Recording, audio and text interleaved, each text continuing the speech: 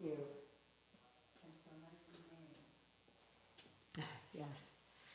Hi, if you're tuning in, we'll be starting in a little bit. Thank you. Sit back and relax. We'll be with you shortly. Thanks. We're streaming this. So the camera just came on, so I'm letting people know that. Okay. So you're most welcome to get comfortable. Thank you. You know what, I meant to have a trash can out here because we're still not taking drinks and food and stuff. Understood. Yeah, so we'll start. Selections means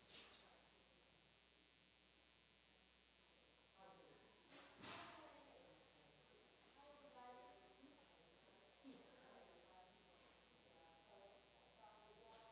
It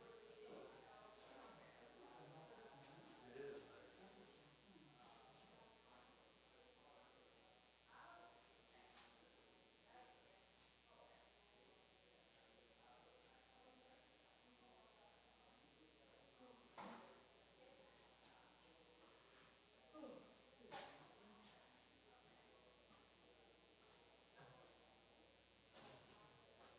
Not as what?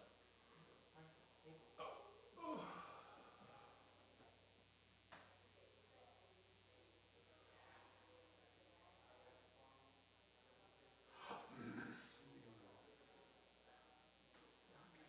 I think more just depends on what they put it in. It's so cool. You usually get a little color then. I mean, it's like a brown, I think it is there. If you want like wash on it, put more actually. You have any? No lunch money? No, no, no plans. And the weather's beautiful. What time does Uncle open? What does he do? 6:30. That was the color.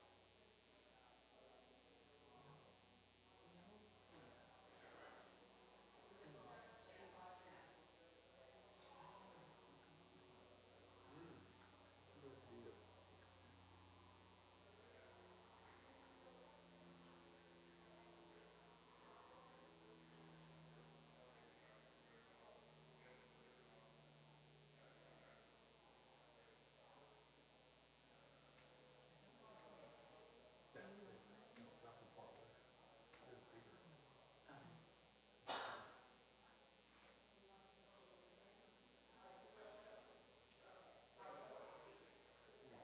Really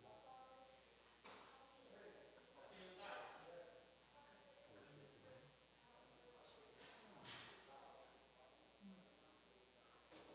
It's one thing for her to say it, but then if she sings it. Well, hello. Hello. Did How you are get to you? hear him the first time? Or you? I did. You were on the Yeah, infirmary? you were not sick yet. It was pre-infirmary, excuse me. I was like Because you were a day late anyway. we were a day You late. got there Monday. This was Tuesday. Tuesday This was morning, right before the right launch. before the Right before launch. the launch. Yeah. Right. So that was our first, we got in late that night. Yeah. And then we Got infected on. That's when you just thought you had jet lag. You know, Francine was starting not to feel well on Tuesday. No? No, So, she was okay, but the launch I was mean, the next day. where she really started to She feel, left us. I'll tell you where she started to feel terrible. Of all places, it was the day after the march, Wednesday.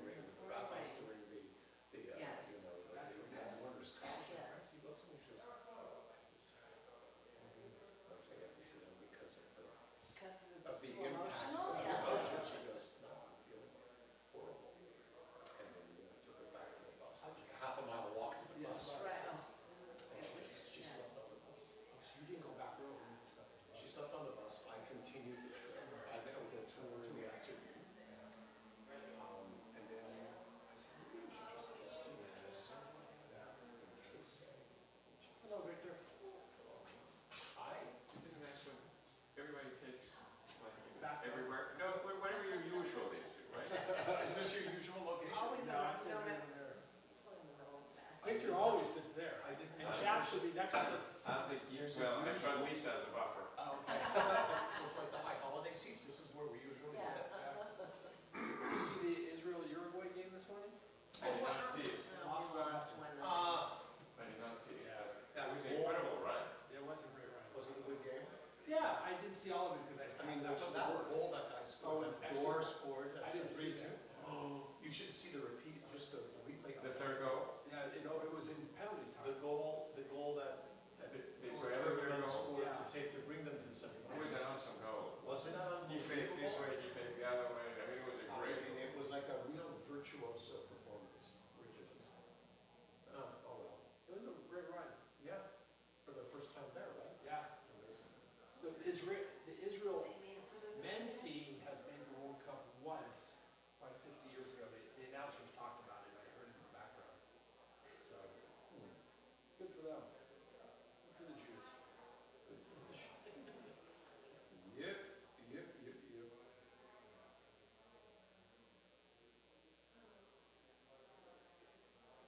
Yep. Something I was saying. Hello. That was after Luke, yes, we brought Tex over.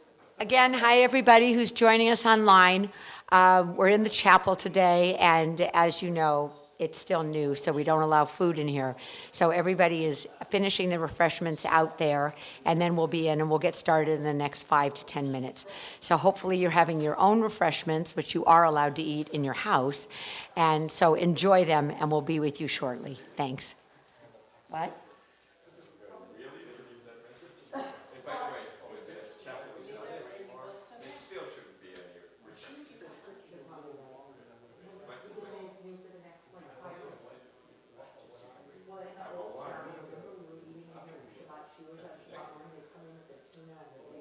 Cough and sort of just. I know, everything. And then I have like bad, not bad. I didn't really have much of an appetite. All right, so, start to bring people. Yes, good idea. Okay. Yes, both of us. You made it a long way. We were one So of you had to go to Poland to get it. Oh, Actually, you went to Jonathan's wedding. Yeah. I was just before the wedding. Guess Yeah, it was like- wasn't I Poland. thought it was. Got it. So then that was the day we were going to Warsaw. Right. I just, we just hired a car separately, we drove directly to Warsaw.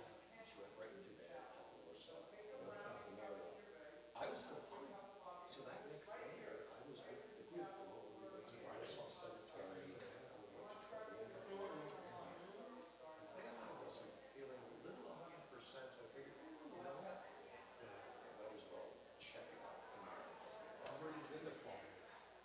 Did she ever I go to don't know, right around that same time, we said,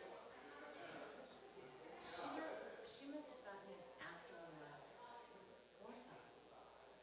Or at least, No, I think it was right around the maybe the same- last day, maybe Sunday. 'Cause right around the same I saw her There's a Saturday. rumor that we did. She was okay Saturday. Well, Start. I don't know. I believe they both did. I believe they both did. They were sitting, they, on the bus, they were right next to us. But England is just next to everybody. They sat They sat in the one row back behind of us for a behind little us, bit. yeah. But if you, when you first went in, he was not wrong. He was right. Does Tuesday night, stop. Tuesday night,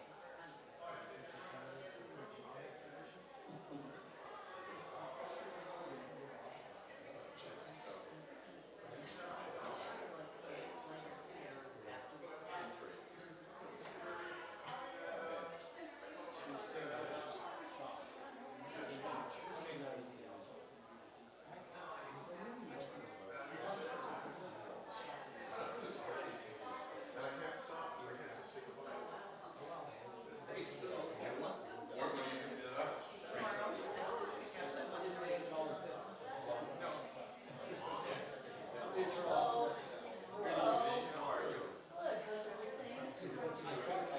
No, we came with the Linharts. Oh, you did? That's what your brother? Yeah. That's for Jack and Lisa. Where? Yeah. Jack and Victor sit here. Jack and Victor said, for you.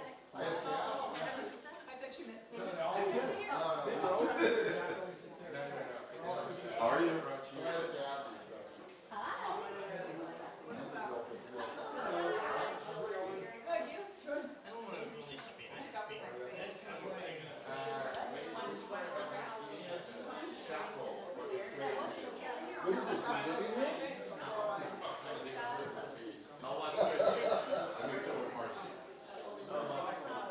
I don't understand that you're behind on the side. Right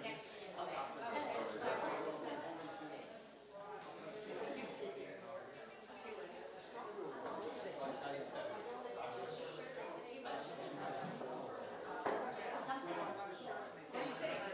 Where are Marshall? You still have the question you're playing with?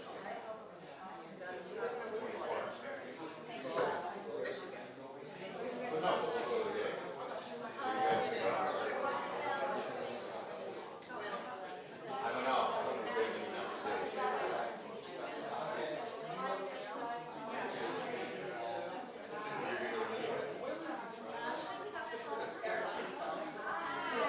That's a long walk. Yeah.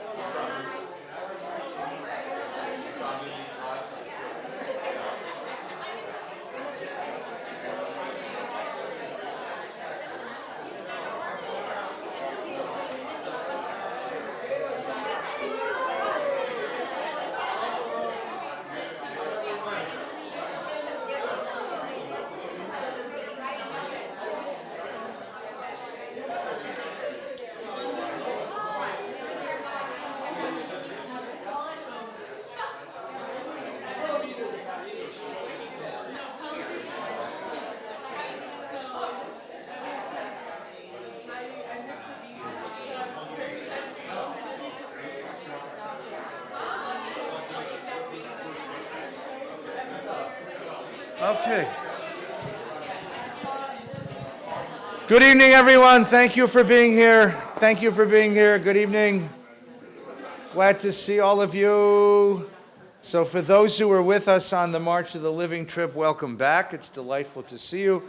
For those who were not with us, it's delightful to see you. Thank you. I'm Ed Feinstein, one of the rabbis here at VBS, and we're so glad you're here tonight. Very special conversation we have tonight. So 55 of us went on the March of the Living. The March of the Living is an international educational program that takes principally high school kids, high school juniors and seniors, to Poland to experience firsthand the sites of the camps and the places of the catastrophe of the Jewish people in Poland, and then to Israel to celebrate Yom HaZikaron, Memorial Day, and Yom HaTzmaut, Israel Independence Day. We went, this year was the 35th year of the trip, 80th year since the Warsaw Ghetto uprising, and 55 of us from our congregation and community went together. Some of you were with me, and it was a remarkable experience. Our trip began in the city of Krakow in Poland, which was one of the great centers of Jewish life for about 700 years, since the 14th century, including some of the greatest scholars and great cultural shapers of Eastern European Jewish life. But the irony of the March of the Living is that so much of our conversation was about death, because right outside of Krakow, of course, is the Auschwitz-Birkenau concentration camp. And we spent 2 days there. We spent one day part of the march, and one day touring and learning about how this concentration camp worked and what it did to people and how it worked. And it was a brutal experience. And so much of the conversation was about cemeteries and about crematoria and about places of death. But in the midst of that, on the very last day that we were there, before we went on to the next town, we went to a place and discovered, quite to our surprise, a spark of life. And in the midst of all that darkness and all that deep, painful memory, a spark of hope. And that was a little building in the middle of the Krakow ghetto called the JCC. So you say, a Krakow JCC? How can there be a Krakow JCC? And we came into the Krakow JCC, and we had about an hour with two interesting human beings. That's as much as I'm going to say. There you go. Two spirits, two remarkable souls, two energetic, powerful, funny, glorious people who told us not a story of death and not a story of destruction, but a story of resurrection and a story of life. Jonathan Ornstein is the executive director of the Krakow JCC, and I'm going to let him tell his whole story of how a nice Jewish boy from New York gets to be the Krakow JCC director, and what it means to be the director of a center of Jewish life in a city that Jewish life was almost stamped out. On the one hand, the hope of a new community rising again in that place. And on the other, of course, we all know that there are millions of refugees from Ukraine pouring into Poland, and the remarkable work that the Krakow JCC is doing to support that community, both Jews and non-Jews, in the context of our own experience as refugees, as people without a place to be. We found out that Jonathan is taking a few moments to rest in Newport Beach and Irvine and Santa Monica. So I said, heck, as long as you're in California, you might as well come visit. So please welcome Jonathan Ornstein. Thank you, Evan.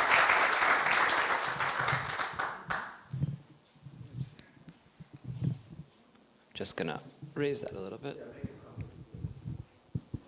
I always raise it no matter who speaks before me because I give the appearance of being tall. Always raise the mic.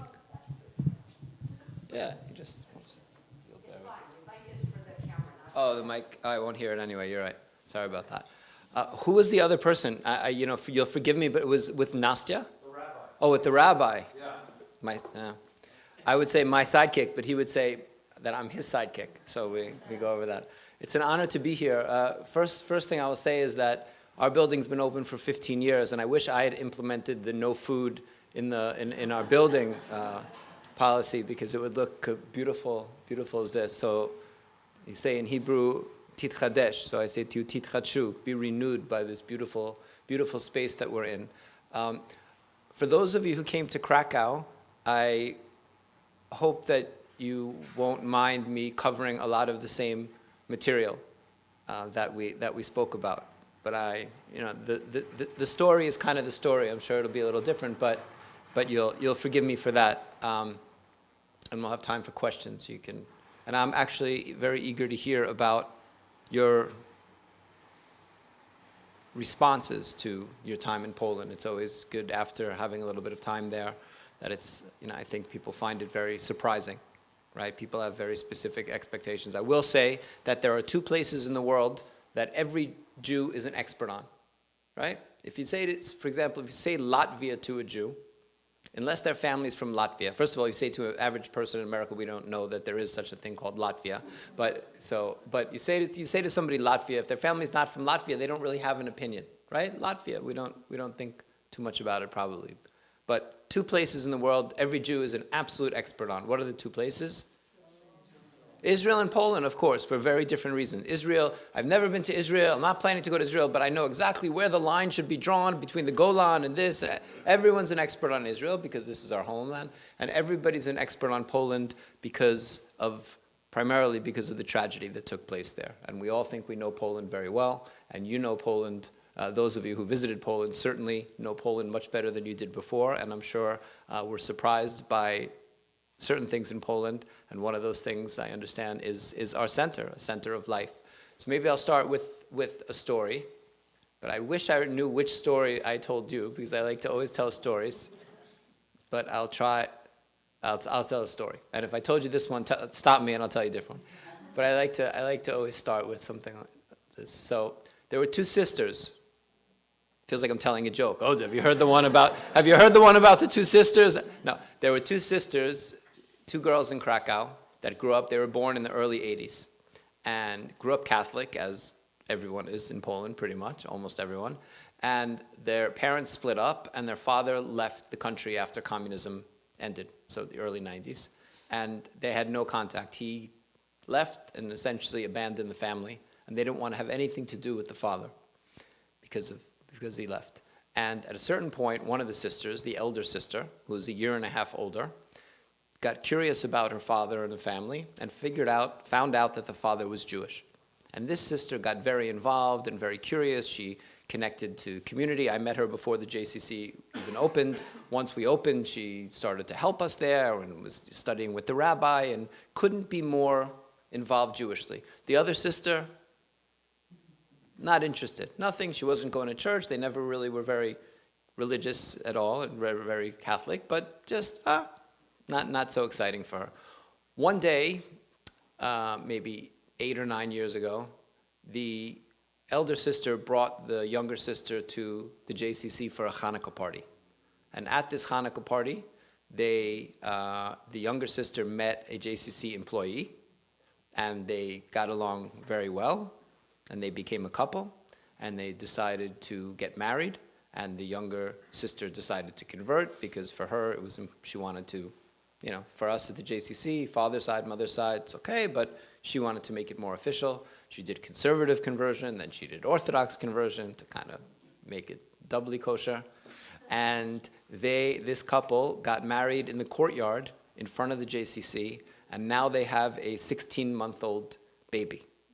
And this is my wife and my baby, who I left behind in Poland to travel around, Buddha travel. So for me, this story is not only my professional life, this is very much my personal story as well for my family. But this is not the only story. There are dozens and hundreds of these in Krakow, and maybe thousands of them around Poland, of people finding out that they're Jewish, right? This phenomenon of a place that we almost exclusively associate with death, that we almost exclusively see through the prism of the Holocaust, right? We see Poland through the Holocaust.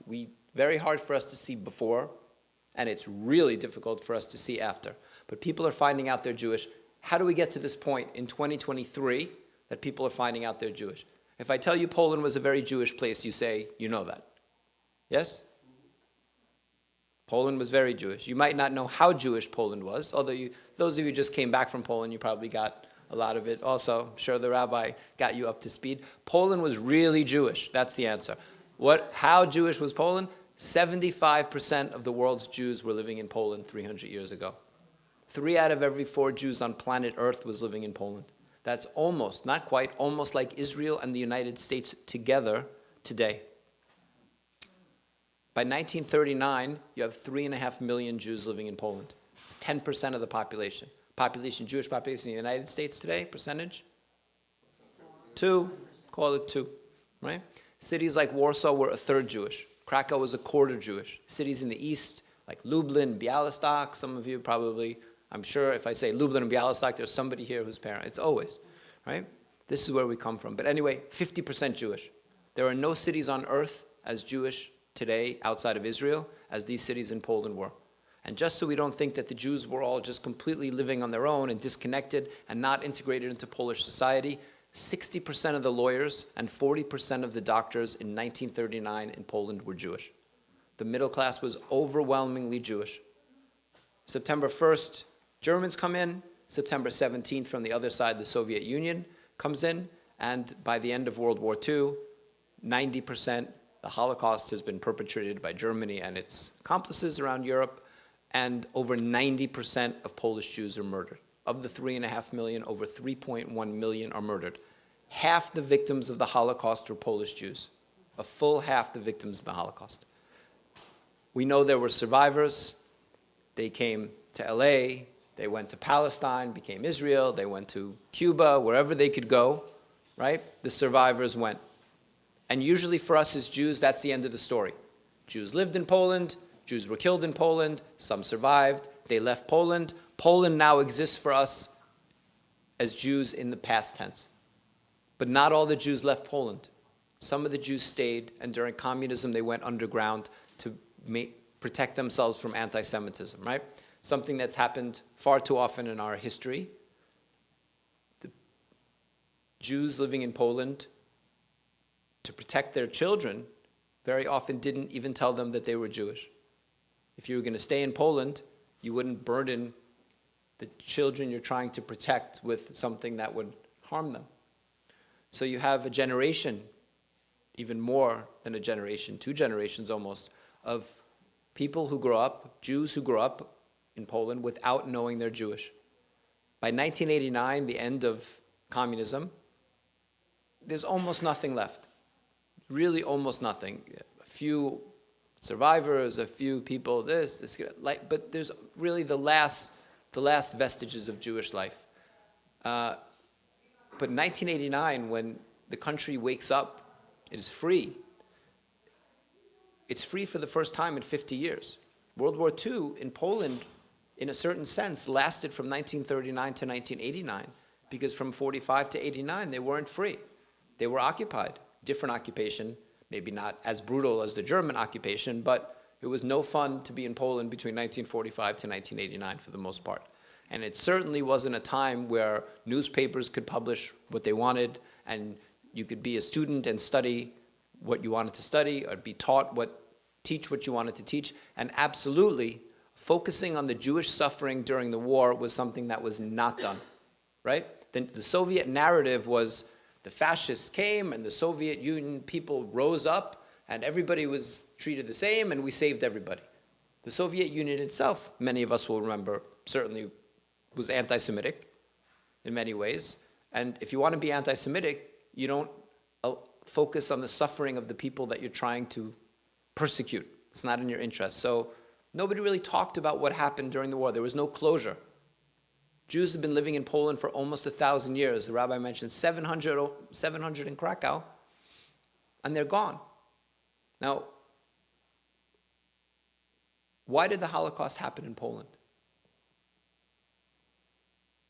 So much of, not the whole Holocaust, so much of the Holocaust happened in Poland. You want to learn about the Holocaust? You go to Poland. Why did so much of the Holocaust happen in Poland? That's where the Jews were, exactly. Yes, that's where the Jews were.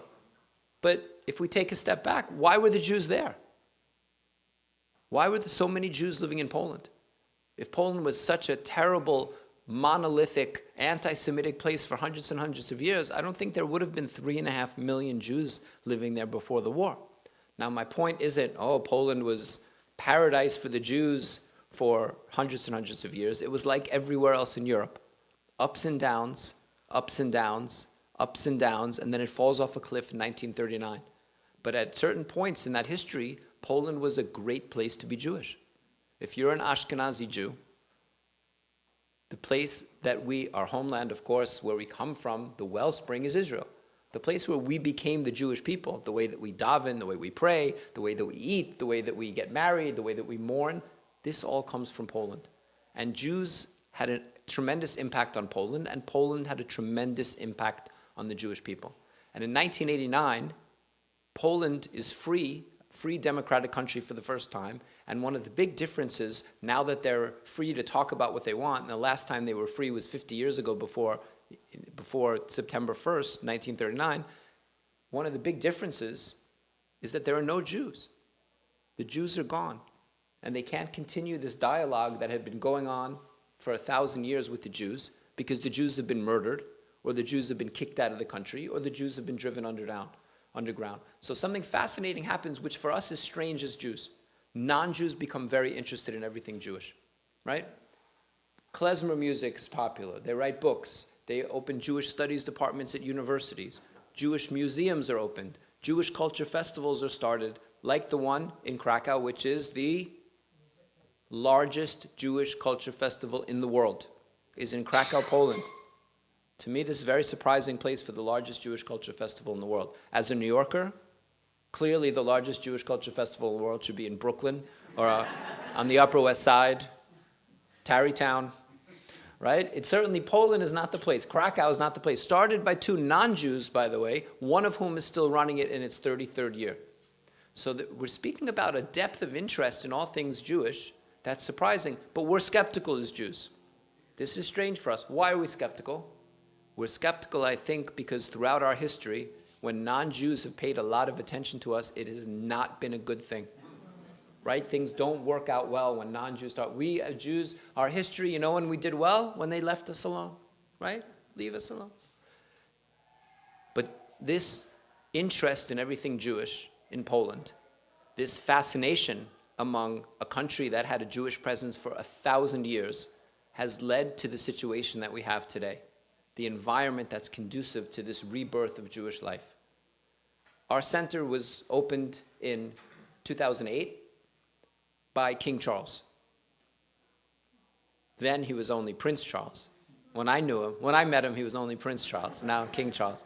But he came to Poland in 2002, he came to Krakow, and he was a day in Krakow, a day and a half, and they brought him for half an hour to the Jewish quarter, and he met with Holocaust survivors in a cafe. He met with 4 survivors. And they told him about their life story, their history, how they survived the Holocaust, how they outlasted communism.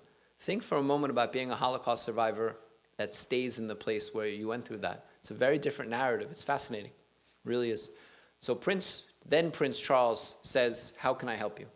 And they say, we have all of these synagogues. Krakow, by the way, the best preserved Jewish quarter anywhere in Europe, right? The youngest synagogue in Krakow, the baby of Krakow synagogues, is from 1862. The oldest, and many of you visited probably most of them, the oldest is from the 15th century, and you can go on foot, which I'm not sure many Angelinos do that often, but you can go on foot from our JCC, go to all 7 synagogues, and be back in our building in 10 minutes. You have an intact, mostly intact Jewish quarter. So they said, we have all these synagogues, but what we don't have, Your Highness, is a place to be together, a senior citizen center. And he said, I promise I'm going to help you. True to his word, he went back to the UK, kept his promise, approached a Jewish organization, and they did a bit of research. First of all, they were thrilled if your NGO is approached by the Prince of Wales. It's a good thing. They did a bit of research, and they realized that it wasn't only this Holocaust survivor community trailing off, that young people like my wife, and at this point I always get brownie points for referring to my wife as a young person, so if you run into my wife, mention that I said young people like my wife, are finding out they're Jewish. They realize that 2 people would meet and they'd say, are we the only Jews in town? Is that it? No, I know this guy lives on my block, I think his mother, and this one's father, and this. Jewish life, as it does, started to bubble up, and they tapped into that, and they went back to the prince, which was a bold move. Instead of just saying, yes, yes, they said, yes, and what if we do something bigger? Instead of only doing a senior citizen center, let's do something bigger like a JCC. And of course, the prince responded, what's a JCC? Because how does he know? Once they explained to him what that meant, he said, good idea. He gave some of his personal money, and they were able to raise the funds in the UK. And in 2008, then Prince Charles and the Duchess of Cornwall, Camilla, now the King and Queen of England, came to Krakow and spent the day with us, opened our JCC. I was the host for the day, which, say, for a nice Jewish boy from Queens, was a cool way to spend the day. And I said it, I have to say that I thought of something, and I said it today for the first time, and I don't know if it's something I should say or not, but I said that about the king, that we're both from Queens. Now, I feel silly for having pretty much made this speech. As you would imagine, I say this stuff a lot, and I never thought of it until this afternoon, so I don't know. But I'm gonna stick with it. But not in front of him, I think it might be. I'll get in trouble. So our center opens in 2008, and we quickly take on the responsibility of trying to rebuild this community. So what's happening in our center? It's almost everything happening in our community is happening in the JCC, which means a Sunday school. It means a preschool, which is the first Jewish preschool to open since the Holocaust. BBYO and Hillel run through our JCC. We have 50 Holocaust survivors that we're taking care of, right? There's no Jewish Family Services. There's no federation. We are the primary organization taking care of 50 Holocaust survivors. During COVID, we did all their food shopping for 2 years to keep twice a week, to keep them all safe, and we kept all our survivors safe during COVID. We have Shabbat dinner every week for maybe 70, 80 local people, can be 50, 100, 150 guests. We have, the end of June is a bicycle ride that we do on a Friday, big bicycle ride called Ride for the Living from Auschwitz to the JCC. And after the dinner, we have a Shabbat dinner. And this year we're expecting, I think, between 600 and 700 for Shabbat dinner. In 2019, we had 750. So still building back after COVID. We have 300 people studying Hebrew, Jews and non-Jews. We have Yiddish class, Arabic class. We publish a newspaper. We have a genealogist. We have a choir. And we have about 10,000 visitors a month come through our building. Do you know what they see? You know what they come in to see? Nothing really. There's nothing to see, but they come in to learn about Jewish life. They come in because historically, if you visited Krakow, you came and you saw only death and tragedy. And now you come and you still see death and tragedy, but you see death, tragedy, and Jewish life being born once again. If you Google how many Jews are in Krakow, it says there are 100 Jews in Krakow. We have 850 Jewish members at this moment. For the first 9.5 years, we've been open 15. For the first 9.5 years, we had no security. The gate was wide open, front door was wide open. It says, if you notice, depends which side you came from, it says on our gate, stop by and say hi. This is not what it says on most Jewish buildings these days in the world. We're very open and are integrated into the city. We only had security, started having security 5 years ago when we opened the preschool. I thought it's a little different when you have children in the building every day. We live in a Europe with no borders, so we have security. Why does this matter? The numbers are tiny, 850 members. How many families are member here? I'm sure large, a lot more than that. Right? It's a tiny community. Krakow before the war was 25% Jewish. 65,000 Jews in a city of 250,000. The numbers are tiny. The numbers we can't compare. But the 6 million number, 6 million, this difficult number of 6 million Jews murdered in the Holocaust is most of the story of the Jews lost. But there's another category. People like my wife are secondary victims of the Holocaust. Now, not to compare one to the other, but there's a giant number. Most of that number is 6 million, and it's written in stone. We can't do anything about the 6 million Jews murdered in the Holocaust. We can learn, we can study, we can try to make sure it doesn't happen again, but we can't save them. We can't change that number. But what about the Jews who were disconnected from their identity? What about those we lost because of the Holocaust and because of communism? We have a historic opportunity to reach out and bring them back in, to actually lessen the number of Jews lost to the Jewish world because of the Holocaust. Who ever thought we would have this opportunity? I don't think any of us did. And this is our primary mission in Krakow. And at a time of increased anti-Semitism, what does it say that Jewish life is thriving not only in Encino and in New York City, in Tarrytown, in Boston, in Israel, but Jewish life is thriving down the road from Auschwitz?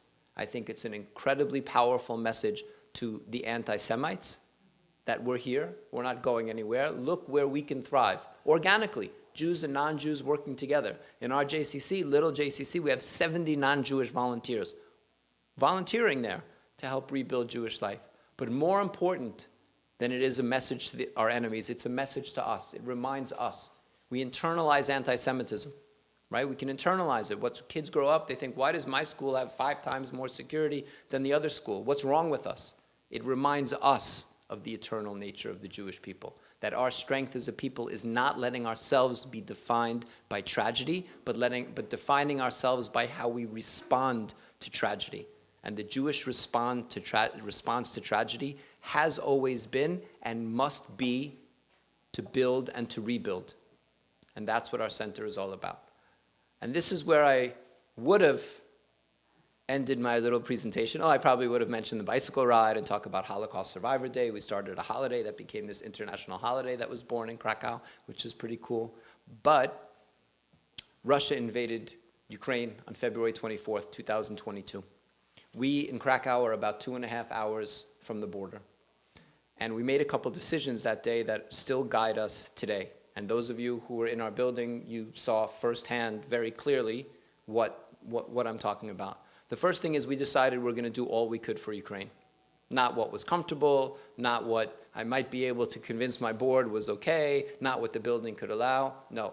For us, there was a building next door, the metaphor, there was a building next door on fire, and we're taking all the water we have and throwing it on the fire. I'm not thinking how much water I need next week to boil potatoes or to take a shower. I'm taking what I have, we're going all in. This is a crisis. And we're mindful of our own history in Krakow, of what happened to us 80 years ago. So we decided that was the first decision, and the second decision we made is that we're going to help Jews and non-Jews equally. Jews and non-Jews equally. And I say equally because it's, to me, slightly disingenuous to set up a system only to help Jews, and the occasional non-Jew finds his way into your system, and you give him a bowl of soup, and you feel good for helping everybody. And you can pat yourself on the back. I didn't think that's what our community didn't feel that was the right thing to do. We wanted to help Jews and non-Jews equally. And that's what we've done. We started with a food pantry in our building, just giving people a few things to eat, diapers. We started to buy stuff. People started to donate. That grew and grew and grew. In the early days, we were operating inside Ukraine. We had dozens and dozens of programs going. We brought orphans out of the country to safety. I mean, we became very, very quickly a full-scale humanitarian aid organization.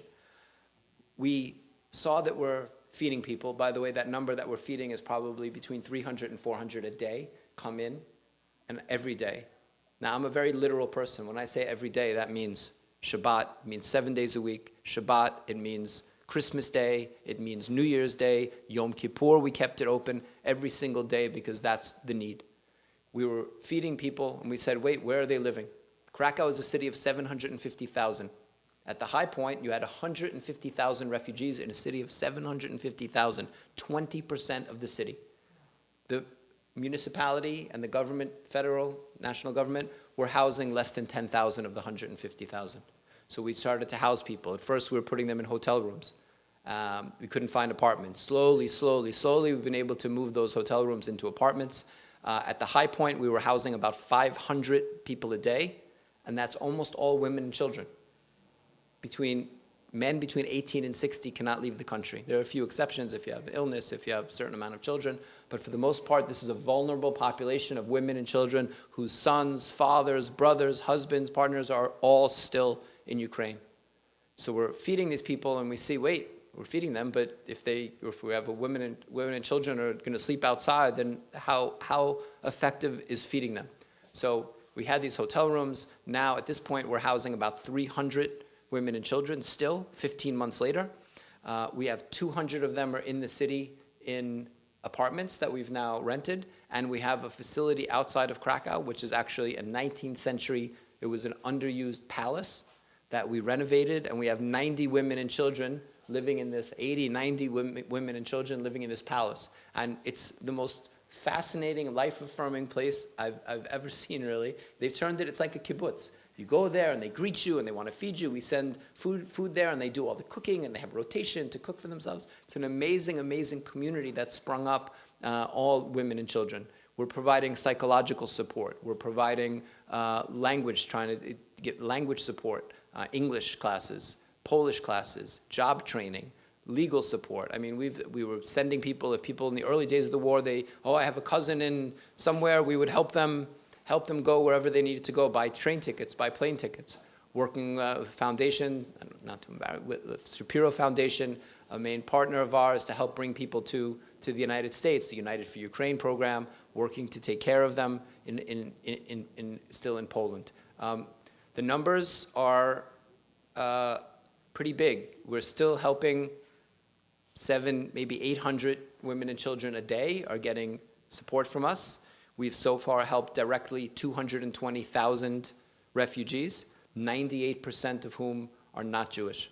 And we've spent 5 times our annual budget so far on Ukraine. We were 35 full-time employees before the war started. We were up to about 75, and now we're probably about 70. So about double the size of the organization to take care of Ukraine. And for me, the reason is clear. I mean, the easy thing to say is it's the right thing to do, but that's just a banal thing. You can give somebody a hand, or you can build them a house, and those are both the right thing to do, but they're different. And I'm incredibly mindful of the fact that we are rebuilding Jewish life in a center, an important historical center, as the rabbi said, of Judaism. We're rebuilding Jewish life because 80 years ago, when there was a different dictator and the Jews were the victims, the Jews were the primary victims, the world did not behave the way we're behaving today.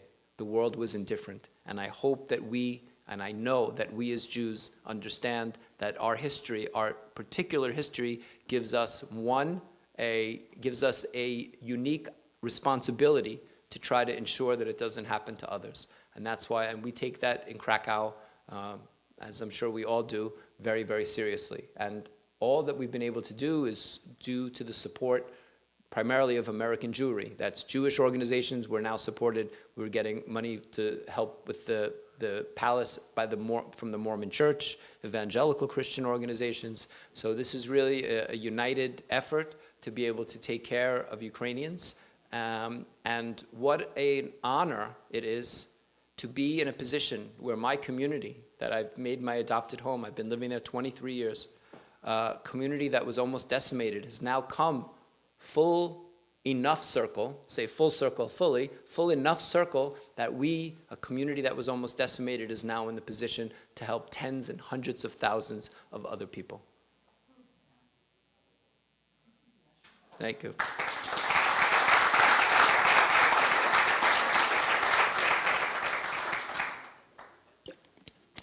There are maybe two. Okay, let's go to questions. What? You said you had a genealogist on board. You're not finding neighbors who are Jewish and knocking on their doors and saying, hey, you know, your grandmother was Jewish. I mean, you're not doing that, right? No, it would be cool though. No, that would be a little rough to figure out someone was Jewish and be like, yoo-hoo, you know, by the way. Yeah, no, I'll tell you, but it's interesting. I don't know which stories of the rabbi, but like the rabbi has all these stories that, you know, people very often know that they have a Jewish mother, father, grandparents. They just don't know that by our rules, makes them Jewish, right? I can't tell you how many people I've heard that are like, no, I'm not Jewish at all, but my mother's mother was Jewish all the time, right? All the time. So, but there are people in Krakow, I've known people it's happened many times that I've known that someone was Jewish before they knew they were Jewish.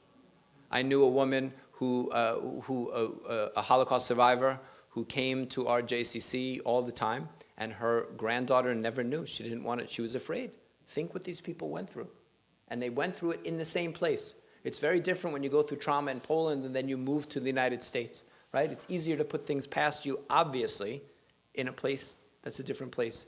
And this girl, a teenage granddaughter, overheard her on the phone talking to a friend. Oh yeah, I'll see you at the survivor meeting, you know, the child survivor meeting. And she's like, what? Excuse me, child. And that young woman has since become incredibly involved in our Jewish community and has been to Israel and is like as Jewish as anybody because she overheard her grandmother. And I like to think that her grandmother could have shut the door when she did that. It's very difficult. People find all different ways back. There was a guy I knew that was Jewish. I knew his father. And he was never, ever involved. He knew he was Jewish, but never did anything. He never acted on it. In other words, if you're not an engaged Jew here, it's different. You have that identity, but he never did anything. We had Israeli soccer players were on the team in Krakow, and this guy was a huge soccer fan, and once in a while, these Israeli soccer stars, like on the national team, would come for Shabbat dinner. And he found out, and he would come just to kind of sit there and fanboy with these soccer players, and then he became involved, and he has children and grandchildren. His whole family has become involved. People are seeking pathways back, and if we're able to provide these pathways, then these people will find their way back in. If not, then these are added with numbers that we have to add to the 6 million if we don't do a good job and bring them back in. Yeah. First of all, thank you for what you've done. I mean, it's nothing short of amazing. I joined the group in Warsaw because I served a few days late, but everybody on the trip was talking about you and the center, and I'm serious. I really wish I had been there to hear it there too. I have two questions. One is I just read a report that in Poland, 1 out of 3 people are still extremely anti-Semitic. I want to know what you know. Is that it's hard to define, you know, what that is, and if you feel it in any way. And the other, there's this last week. There's a big protest in Warsaw with the different groups. And is there any like nationalism or anti-Semitism coming from all the political issues? Yeah. Wait, the first question was About about 1 out of 3 The 1 out of 3. I mean, listen, I don't know. You know, there are a lot of studies. You know, as a Jewish professional, there's the Pew study, and you read about this, you read about that, and all the things. What I will tell you is this about Polish anti-Semitism. And I'm a cynical New Yorker, right? I'm not, pie in the sky, lovey-dovey, right? If you ask me, as a Jewish leader in Poland, name your 10 biggest challenges or your 10 biggest problems, anti-Semitism isn't in my top 10. 1 out of 3, 1 out of this, 1 out of that, I don't know. It's very safe to walk around with a kippah in Krakow. So these statistics to me don't mean, not that they don't mean anything, but I'm living as a Jew for 23 years and I haven't, not any issues. Yes, there's anti-Semitism in Poland and in Krakow, the way there is everywhere else. But it doesn't manifest itself as a threat to the Jews, which is the most important. You know, the world has problems. Yeah, there was a march, which is a march of the opposition to the Polish government, and there's this. The Polish government has issues with Holocaust revisionism, I would say. Listen, governments come and go, and governments aren't necessarily the people. I don't know that the United States is, 5 years ago, from the outside world, would I say that all of you are different people than you were under one administration versus another? Not exactly, right? And we have to apply the same logic that we do to ourselves to others. What's happening in Poland, this rebirth of Jewish life with non-Jews that are the bedrock of this rebirth by embracing Jews. This is not a government program. This is not Germany giving money or reparations or sending students, giving them college credit. This is a bottoms-up response to the Holocaust, response to 50 years of communism, and response to 1,000 years of Jewish life. This is natural that non-Jews are curious about everything Jewish. Jews lived there for 1,000 years. Shouldn't they be interested in what happened to their neighbors that were murdered? It's hard to get our heads around that, but I've come to understand that it's natural. And instead of being fascinated and trying to understand exactly why and is it real and stuff, we should say, you know what? Around the world, people generally don't like the Jews that much. And if there's a place with a strong Jewish history and Jewish life is doing well there, then maybe we can invest some resources and try to make sure that life continues. Seems rational to me. Yeah. Jonathan, thank you so much for being here and telling the story. Thank you. My wife and I had the pleasure of visiting in 2010, just Wow. shortly after it had been opened. So anti-Semitism or threat of violence, I'll take it, is not in the problems 1 through 10. What are the problems 1 through 10? I wouldn't be in. I said, because I earlier had said that for my issue of my list of problems as the community leader, anti-Semitism doesn't make my top 10. And then he asked, what are the top 10? To be honest, there are 3 issues, as I see it. The first is we are completely funded by overseas donations, right? People find out they're Jewish and they walk into our building, they're not joining the JCC like I was at the Mirage JCC today in Irvine where you pay. You're not joining a JCC, you're joining the Jewish people, right? And you can't say, oh, too expensive, you can't, right? So everything we do is subsidized and funded. 95% of our budget comes from overseas donations, not the Ukraine part. The Ukraine part is 100%. But all that we're doing, a preschool, taking care of survivors, this all comes from American Jewry, and that's a very difficult model. This is why I travel 6 months a year to speak to people. That's why we have a Friends of organization, a 501c3 that people can support. This is the real challenge. This is the difficult thing, and especially during COVID, what's the model? People visit us, and we've done a good job of making sure, 25 March of the Living groups visited us in 2.5 days. You were one of 25 groups that I spoke to. And I had laryngitis the whole time, if you remember. And I had laryngitis the week before, which was a cruel joke. If you would ask me in 2010 how many March of the Living groups came into our building, the answer would have been 0. And we've turned a very big ship. In other words, people come and visit. And that they have a positive interaction with us. Hopefully they see what we're doing, and then some of them support us. That's our model. But during COVID, that was very broken. So for us, really, this is the main threat to what we're doing, to this rebirth of Jewish life, is the fact that it's very, very difficult for us to raise the money to do what we do. The second one is that Poland, our strength as a people, our strength as Jewish people is our interconnectedness. You look at a country that was doing incredibly well, Venezuela, right? This was an incredibly rich Jewish community, whatever, almost overnight, destroyed the whole country. 75% at least of the Jews have left. And they've been welcomed in the United States, in Los Angeles, a lot in South Florida. This is our strength as a people.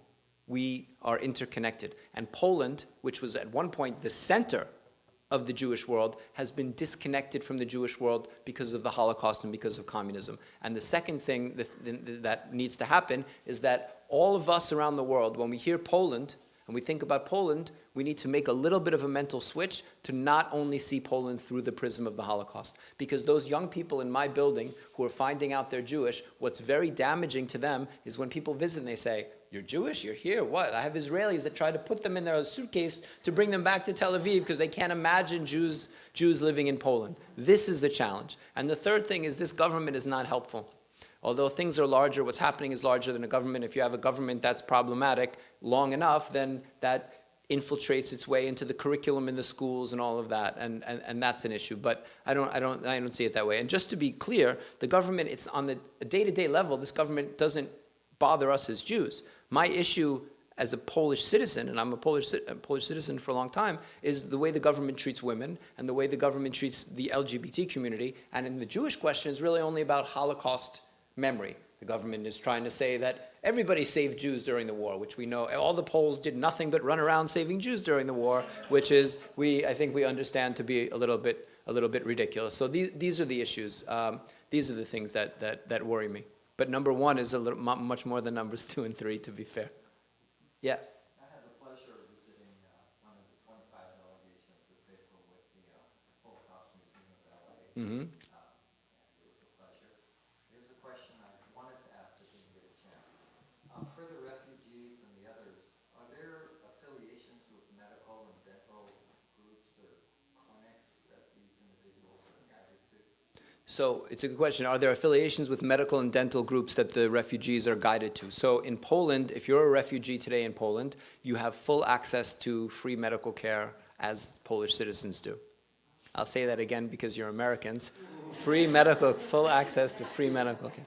And you can send your kids to school for free. So essentially the Ukrainian refugees in Poland have every right, all the rights of a Polish citizen, except they can't vote, right? But they can work, send their kids to school, and have access to the medical care. So there is some we have doctors coming out, and there is some supplemental thing, but generally speaking, they have access. So this is also, I mean, this is a good thing, obviously, but this is also means that the government, which is not a very rich government to begin with, we're Poland, right? It's not Western Europe, it's not the US,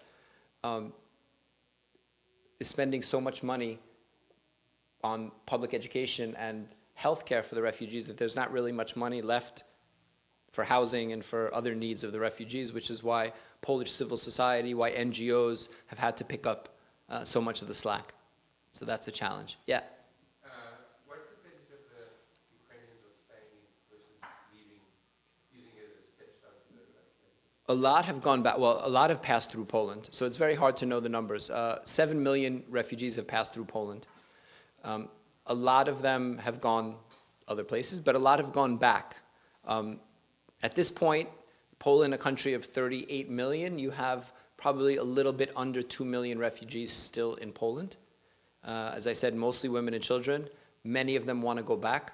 We also have, and I didn't mention it, about 200 new Jewish members of the JCC. And interestingly, the Jewish Ukrainians, for the most part, want to stay in Poland. And the non-Jewish Ukrainians, again, the numbers are not, 1,000 times larger, but the non-Jews want to go back. And I think that's because Jews have, it's in our history that we have this confidence that we're able to move. Whereas if you're from a small village, town in Ukraine and your family's been living there for 50 generations, it's much more difficult to make that move. Whereas it's kind of built into who we are, that Jewish life, we understand that it's good to be Jewish for a certain amount of time, and then very often it changed, and we are the products, all of us, are the products of those Jews who were able to move from somewhere worse to somewhere better. So we know that instinctively. Sure. When you moved initially, what was your motivation? Because that was years before the Jewish Community Center was built. So I, as I said, from New York City, I was starting law school. I deferred slash, my parents would say blew off law school. I would say deferred. I deferred law school for a year and went to Israel and fell in love with Israel and made aliyah. I was living on a kibbutz in the desert. I was a lone soldier and in the IDF. And after the army, I was back on the kibbutz and I met a Polish woman, different Polish woman. I sent a story. See, like all the stories, like everything is Polish woman. I fell in love and sight unseen, I went to Poland in 2001 and didn't work out. We didn't get married. We just broke up. And I liked Krakow and I stayed. And I was teaching Hebrew at the university, Department of Jewish Studies, to 150 non-Jews that were getting a master's degree in Jewish studies with 3 years of mandatory Hebrew and 3 years of mandatory Yiddish. And this was my first exposure. I was like, who are you people? Like, I thought of Poland. I grew up thinking about Poland the way that we do. Poland, anti-Semitic, Holocaust, they're, bad, like the Germans, worse than the Germans, So I was like, oh my God, it was a complete eye-opener. And I was teaching at the university until they were building the JCC and then switched. Mm-hmm. A refugee follow-up question and then a second question. On the refugee, Okay. The way you described how Ukrainian refugees are treated, is that the government's outlook vis-a-vis refugees generally speaking, or is it specific to Ukraine? Yeah, the question is about, is this the government's overall attitude toward refugees or toward Ukraine? No, there have been previous refugee crises, one of which is still going on. The government's been terrible, absolutely terrible. There's a refugee crisis on the Belarusian border, which essentially Lukashenko has taken weaponized refugees from the Middle East, kind of sent them across to Poland, tell them they're going to Germany, they have no idea where they are, and then Poland's like, no thank you, and people are stuck. So no, the government's been terrible. Interestingly for us, that we got a little bit involved in this previous refugee crisis,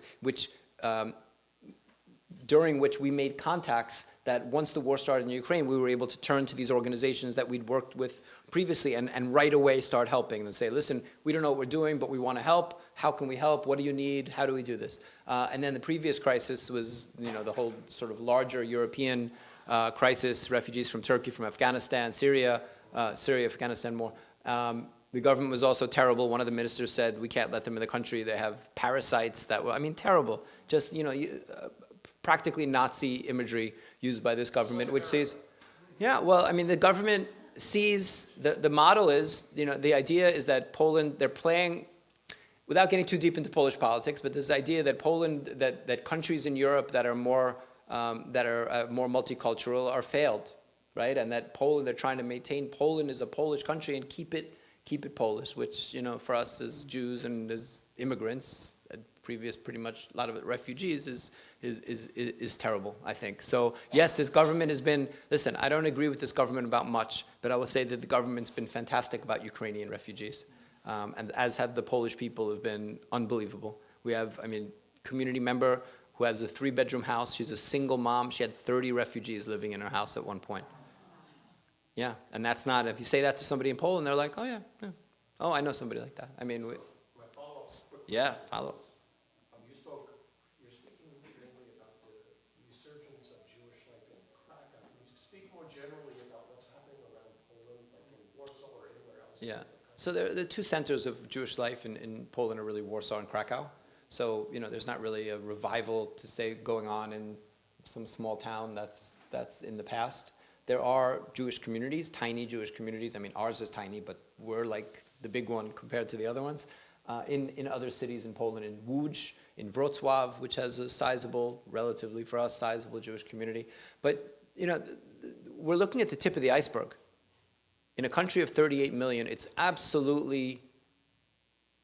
I'm absolutely certain that if you could look at every Polish person walking down the street and see who their 4 grandparents were, at least 100,000 Poles have a Jewish grandparent. And I think what we're trying to avoid is a situation like Spain and Portugal, which they did DNA testing recently, and they came up with an idea that something like 30% of the Iberian Peninsula has Jewish DNA. 30%. This is a massive, massive number. But you can't go up to somebody on the street today in Madrid or Barcelona and say, oh, excuse me, your great-great-great-great-great-great-great-grandfather 30 generations ago was Jewish. You want to come for a Shabbat dinner? We're trying to reach these people in Poland before we get to Spain, and we look back from the future and say, oh, yeah, we just kind of let them fade back into the woodwork. That's what we want to avoid. Yeah.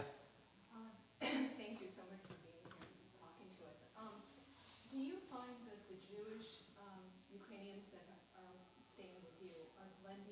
How are they blending the Jews community? Seamlessly. And I'll tell you what's interesting is that the Ukrainian Jewish infrastructure is much stronger than the Polish Jewish infrastructure.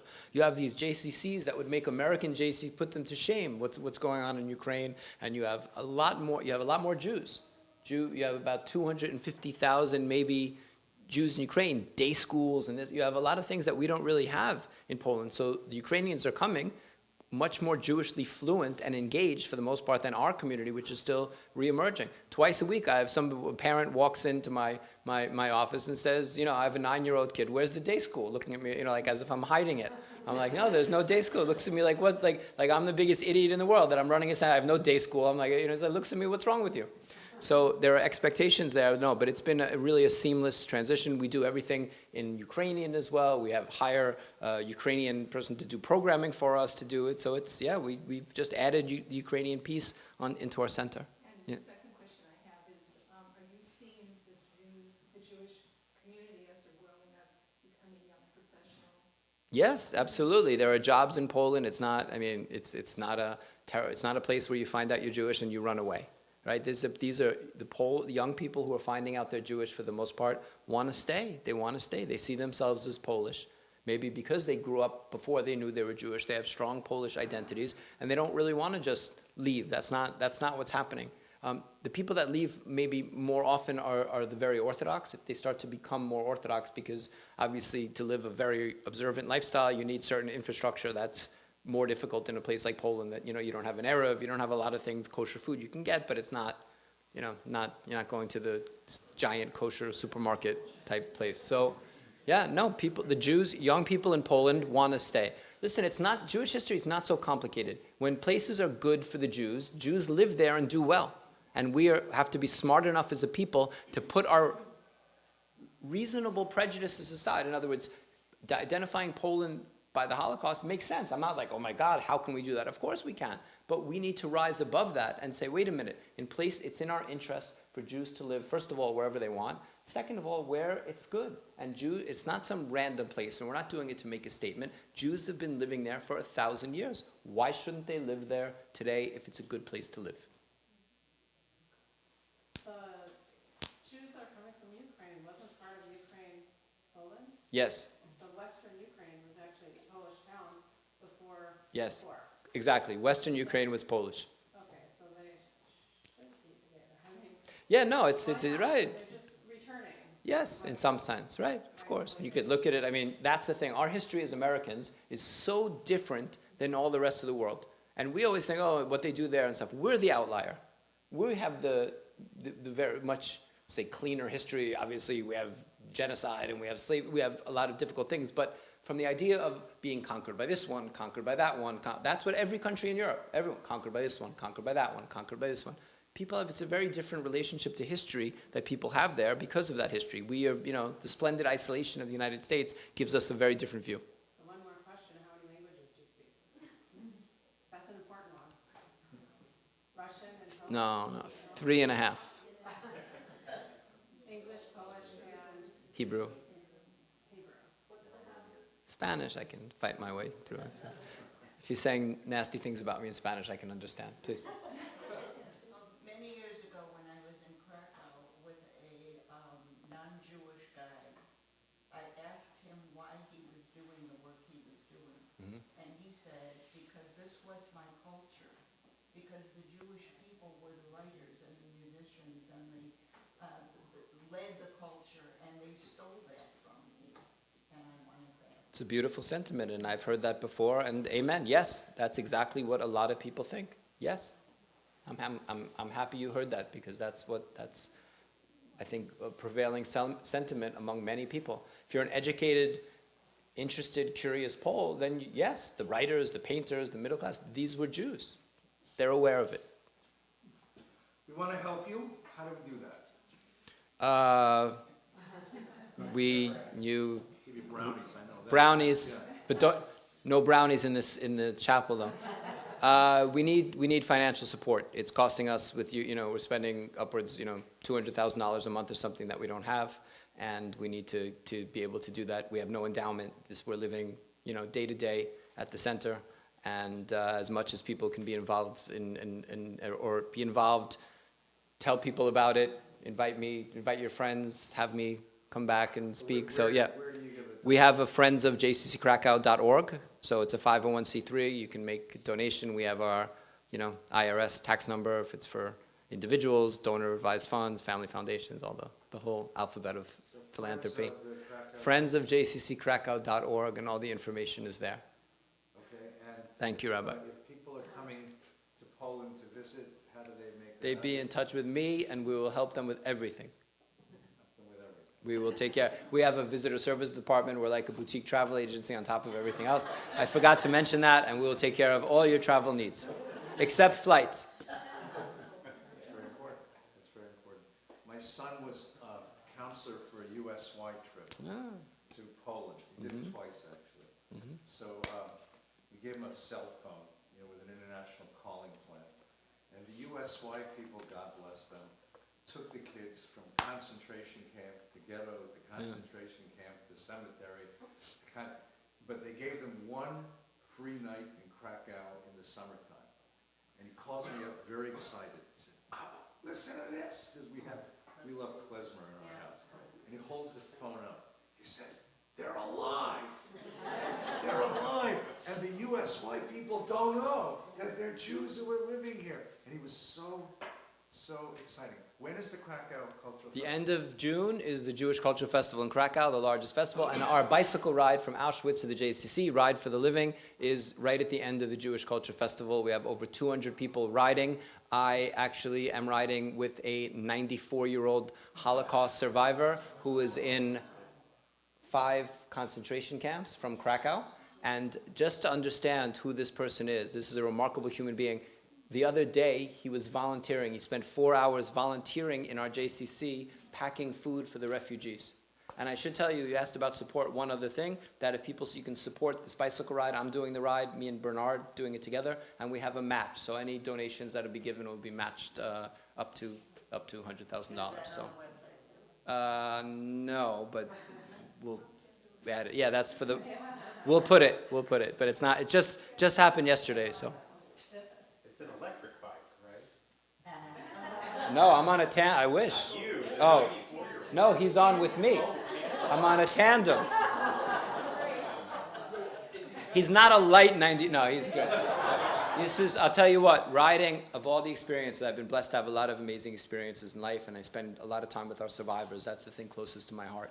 And riding on a bicycle, feeling the wind in your face, on the back of your bicycle is a 94-year-old, I think he was 92 then, just matter-of-factly talking about the fact that the last time he saw his father before he was murdered was right behind us, and riding away and riding toward the center that has embraced him and given him a home, something pretty special. Thank you, John. Thank you.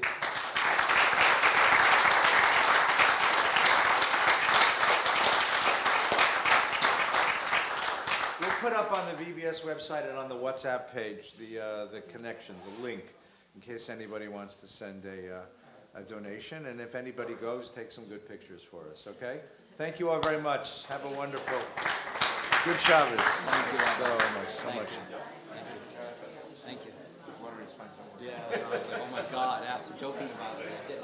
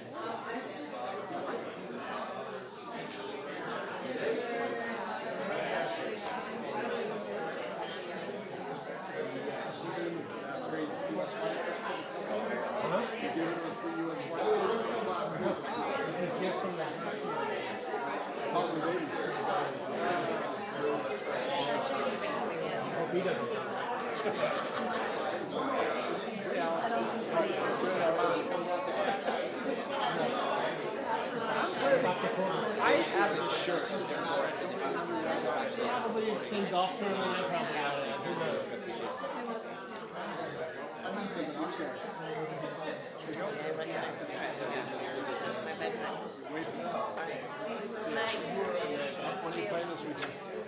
I'm not sure I am. Are you playing? No, we do our next one.